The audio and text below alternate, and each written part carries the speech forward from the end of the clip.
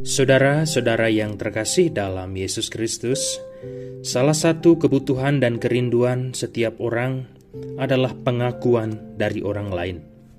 Dalam pengakuan itu tidak hanya biografi atau latar belakang yang dikenal dan ditonjolkan, melainkan bagaimana karakter dan sepak terjang orang itu ketika berada di antara sesamanya.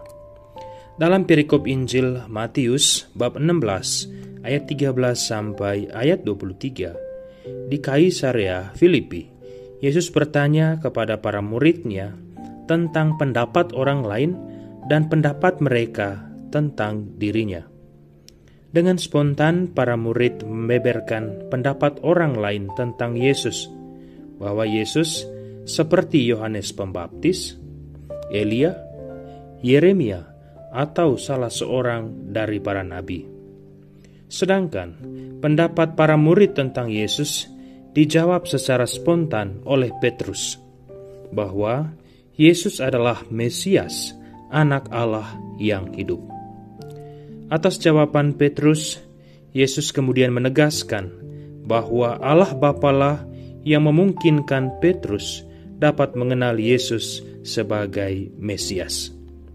Kepada Petrus dan juga para murid, Yesus kemudian menyerahkan tanggung jawab untuk merawat dan mengelola jemaat yang Dia dirikan. Jemaat yang percaya kepada Kristus, itulah yang kita kenal sebagai gereja.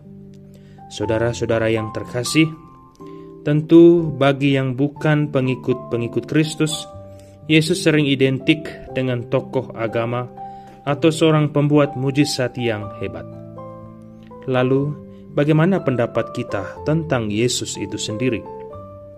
Mudah-mudahan kita tidak hanya mengenal nama Yesus dan sering mengucapkannya, tetapi lebih dari itu, kita terdorong untuk semakin mengenal dan mengakui Yesus sebagai Mesias melalui sabda atau firman yang kita baca, renung dan kita hayati dalam perbuatan, sekaligus melalui hubungan yang akrab dalam doa maupun perayaan sakramen-sakramen yang kita hayati dan ikuti dengan sepenuh hati. Tuhan memberkati hidup kita pada hari ini, dalam nama Bapa, Putra, dan Roh Kudus. Amin.